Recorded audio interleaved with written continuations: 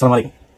ভারতের সাথে বাংলাদেশের যেই ভারতের একপাক্ষিক আগ্রাসন চলছে, এটাতে বাংলাদেশের একটা লাভ হয়েছে। এটা হচ্ছে পুরো জাতি আমরা এক, দেশের প্রশ্নে দেশপ্রেমের জন্য আমরা এক জায়গায় চলে এসেছি। এটা হচ্ছে বাংলাদেশের লাভ। আর ভারতের কিছু মূর্খ ধর্মান্ধ যেসব এই যে বিজেপি হারিসিটি যেগুলো আছে, শুভেন্দু অধিকারী সহ যারা এসব করছে, ওদের তো বাথরুম করার পায়খানা নেই, কয়েকদিন হাগার জন্য গুঁড়ো থাকবে না পেটের মধ্যে, কারণ খাইতে পারবে না, তো গুঁড়ো থেকে আসবে, হাগার দরকার হবে না, বাথরুমের দরকার হবে না।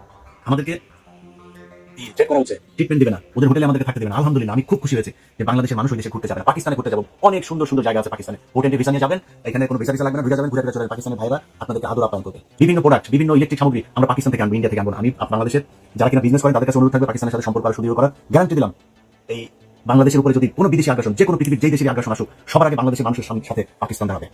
অতএব তাদের অর্থনৈতিক যে ভিত, সেটা মজবুত করার জন্য আমরা তাদের কাছ থেকে জিনিস কিনবো, আমাদের জিনিস তারা কিনবে, তাদের সাথে সাংস্কৃতিক, অর্থনৈতিক, রাজনৈতিক সব ধরনের একটা সম্পর্ক হতে হবে। 1971 সাল ইসগন, আমরা 71 সাল নিয়ে থাকি না। 71 সালের মতো বাংলাদেশ পাকিস্তান জীবনে কোনো আলাদা হবে না। এটা একসাথে করার সময় ব্রিটিশদের চাল ছিল, একটা ওই মাথায় একটা এই মাথায়, সো এটা এমনিতেই আলটিমেটলি থাকতো না। আমরা এখনো এক হতে চাই না, কিন্তু সম্পর্কটা মজবুত হতে হবে। আমার দেশে কোনো সমস্যার জন্য যাতে পাকিস্তান তাদের পারমাণবিক অস্ত্র থেকে শুরু করে যা যা প্রয়োজন, সেটা যাতে আমরা মনে করতে পারি এটা আমাদের, এবং ভারত সেটার জন্য যেন ভয় পায়, আমাদের সেই সম্পর্কটা তাদের সাথে থাকতে হবে। অতএব আমরা পাকিস্তান যাবো, যারা চিকিৎসক, আপনাদের কাছে অনুরোধ, আমাদের এখন সবচেয়ে বড় সমস্যা যেটা আমরা মনে করছি, যে না পারতে অনেক মানুষকে ভারতে যেতে হয়। আপনাদের বাংলাদেশের চিকিৎসকদের কাছে হাত জোর করে অনুরোধ করছি। বাংলাদেশে অনেক খারাপ ডাক্তার আছে, অনেক খারাপ হাসপাতাল আছে, অনেক ভালো মানুষ আছে। অতএব ভালো মানুষ, ডাক্তার যারা আছেন, ভালো মানুষ, বিজনেসম্যান যারা আছেন, আপনাদের কাছে অনুরোধ, গাজীপুর, নারায়ণগঞ্জ, সাভার, অন্তত এইসব জায়গাগুলোতেও, বিভাগীয় শহর, এই জায়গাগুলোতে যদি বড় বড় কিছু ভালো ভালো হসপিটাল করে, যেটা এই ডাকাতি করবে না, রিপোর্ট করার নামে, টেস্ট করার নামে মানুষের গলা কাটবে না, এরকম অন্তত সারা বাংলাদেশে 10 জন মানুষই আপনারা নাই। 10 জন মানুষ 10টা জায়গায়, বিভাগীয় শহরগুলো সহ ঢাকা, এই শহরতলি জায়গাগুলোতে কয়েকটা হাসপাতাল করেন। আমার বিশ্বাস বাংলাদেশের মানুষ এখানে যদি ভালো ট্রিটমেন্ট পায় তাহলে বিদেশে যাবেন। আপনাদের কাছে অনুরোধ, ডাক্তারদেরকে এগিয়ে আসতে হবে। অতএব আমরা যেই অবস্থাটা দেখছি, এটাতে আমার বিশ্বাস ভারতের এখনো ক্ষতি হচ্ছে, সামনেও ক্ষতি হবে। কারণ আমাদের ভেতরে যে দেশপ্রেম, যে ভারত বিরোধী আমাদের যেই মানুষের ভেতরে একটা সেন্টিমেন্ট তৈরি হয়েছে, সেটাকে তারা আরো পোক্ত মজবুত করছে, শুধু একটা দল ছাড়া, সেটা হচ্ছে আওয়ামী লীগ। অতএব ওদের বাপের জন্ম হয়েছিল অবৈধভাবে, ওর বাপের ইয়ে হচ্ছে ইন্ডিয়ানরা, আর ওদের ভিতরে রক্তটা ঢুকে আছে। ওইটা যত আওয়ামী লীগ যারা করে সবগুলি হচ্ছে গিয়ে ওদের এই রক্ত হচ্ছে গিয়া বাংলার সব জাউরা। এই জাউরাদেরকে কোনোদিন আপনি পাবেন এখনো পর্যন্ত ওদের গ্রুপগুলোতে আমার আগে প্রোগ্রামটা করেছে না, সেখানে আমি তো ওদের গ্রুপের মধ্যে ছিলাম। সেখানে ওদের কাজ হচ্ছে বিভিন্ন ধরনের আপনার করা, এই যে বানানো, কি বলে, রিপোর্ট, এগুলোরে ওরা এই এই আমেরিকাতে, তারপর ইউরোপের বিভিন্ন দেশে বিভিন্ন গোয়েন্দা সংস্থার কাছে ওরা এগুলো পাঠাচ্ছে। সেখান থেকে নিজে মজুমদার ওগুলো ইমেল অ্যাড্রেস দেয়, এই ইমেল অ্যাড্রেসে এটা লিখে পারে, এইভাবে লিখে দিচ্ছে। তো লিখে তারপর কি দিচ্ছে, যে বাংলাদেশের হিন্দুদেরকে অনেক, আজকে 30 জনকে ধর্ষণ করেছে, কালকে 40 জনের বাড়িঘর ভাঙচুর করেছে, আজকে অমুক জনের ছবি দেয়, হিন্দু একজনের ছবি দেয়, ধুতি পরা, এদেরকে এইভাবে আজকে ইন্ডিয়া পাবে জাতি করছে।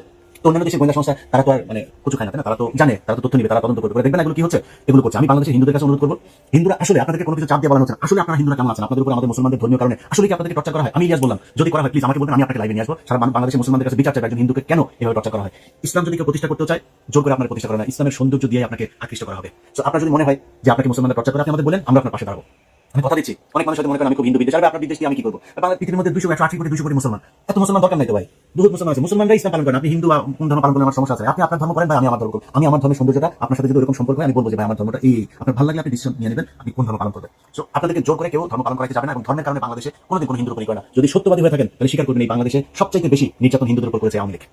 অতএব সাধারণ হিন্দু আপনারা যারা আছেন, আপনাদেরকে বলবো, আপনারা সারা দেশে সবাই মিলে একটা সমাবেশ করেন, ঢাকাতে একটা ডেট দেন, আপনারা ওই সমাবেশে আসেন, আপনাদের সাথে আমাদের লোকজন থাকবে, আপনাদের সাথে সংহতি জানানোর জন্য সারা পৃথিবীকে আপনারা জানিয়ে দেন যে বাংলাদেশের হিন্দুরা আসলে কেমন আছে। তারা ভারতের বিভিন্ন গণমাধ্যম দিয়ে সবচেয়ে স্পষ্টতার একটা খবর, আমি সেটা করতে পারি নাই, সত্যতা যাচাই করতে পারি নাই, তাদের ওইখানে লেখালেখি হচ্ছে ডেইলি স্টার যেহেতু ইংলিশ পত্রিকা, ওদের ওইখানে কিছু পত্রিকা নাকি তারা ছাপছে, যেটা তাদের ছাপাখানায় এটা করা হচ্ছে, যেটা বাংলাদেশের যে কপিটা যাচ্ছে ওই কপিটা না, আলাদাভাবে তারা 100 করে কপি ছাপছে, সেই কপিগুলো পৃথিবীর বিভিন্ন জায়গায় দিচ্ছে। ওই কপিগুলোর ভেতরে তারা এই হিন্দুদের উপরে খুব টর্চার হচ্ছে, সব ঠিক আছে, এইদিকে পেজ ওইদিকে পেজ সব ঠিক রেখে শুধুমাত্র হিন্দুদের কিছু নিউজ, এই সংখ্যালঘুদের উপর নির্যাতনের কিছু নিউজ সেখানে ঢুকে দেওয়া হচ্ছে। ওই কপিটা তখন পাঠিয়ে দেওয়া হচ্ছে। এখন একটা ইংলিশ পত্রিকার যখন মূল কপি আপনাকে প্রিন্ট কপি যখন দেওয়া হবে, তখন তো একটা দেশ বিশ্বাস শুরু হচ্ছে, ডেইলি স্টারের মতো পত্রিকা এটা বলেছে, তাহলে তো বোধহয় এটা সত্যি। এটা করা হচ্ছে, আমি মনে করি গোয়েন্দা সংস্থা এটা যাচাই করে দেখা উচিত। আমি লাস্ট প্রোগ্রামে যে স্ক্রিনশট, ওখানে অনেকের ফোন নাম্বার আছে, লেফটেন্যান্ট কর্নেল রেদওয়ানকে শুনলাম গ্রেপ্তার করা হয়েছে, জেদ খান পান্না তাকে গ্রেপ্তার করা উচিত।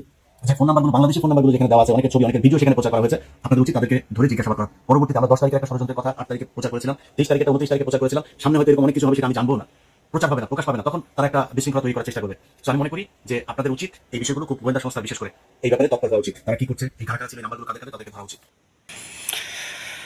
দর্শক, যে বক্তব্যটি শুনলেন দেশের সার্বভৌমত্ব এবং ভারতের বিরুদ্ধে যে একটা ইনডিরেক্টলি যুদ্ধ ঘোষণা কথার মাধ্যমে, যেটা আমরা কিন্তু সাংবাদিক ইলিয়াস ভাইয়ের মুখ থেকে কিন্তু শুনলাম, এবং এত সুন্দর চমৎকার এবং সাহসী বক্তব্য কিন্তু আমরা শুনতেই অভ্যস্ত হই।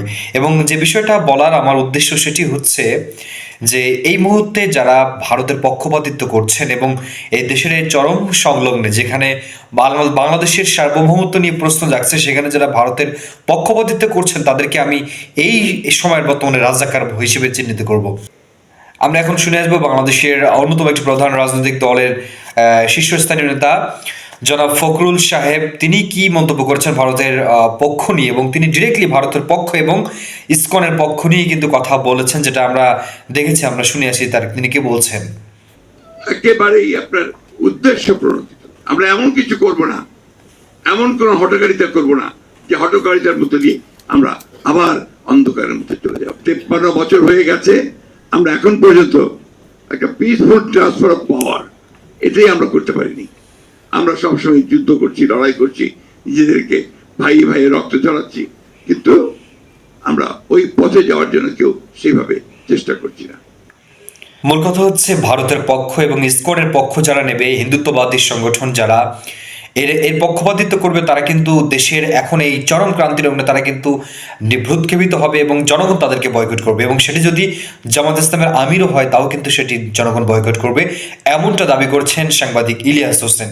এবং সাংবাদিক ইলিয়াসের ভারতের বিরুদ্ধে যুদ্ধ ঘোষণার যে অলিখিত একটা কথা, আমরা সেটা লাস্টে শুনে আজকে ভিডিও আমরা শেষ করব। যে সরকার আছে বর্তমান, এই সরকারের সাথে যত দিক থেকে যা তাদের ব্যাপারে যত সহযোগিতা প্রয়োজন আমাদেরকে বলবেন, আমরা সব দিক থেকে আপনাদের পাশে আছি। বাংলাদেশের মানুষ আপনাদের পাশে আছে, বাংলাদেশ সেনাবাহিনী আপনাদের সাথে, বাংলাদেশের মানুষ আছে।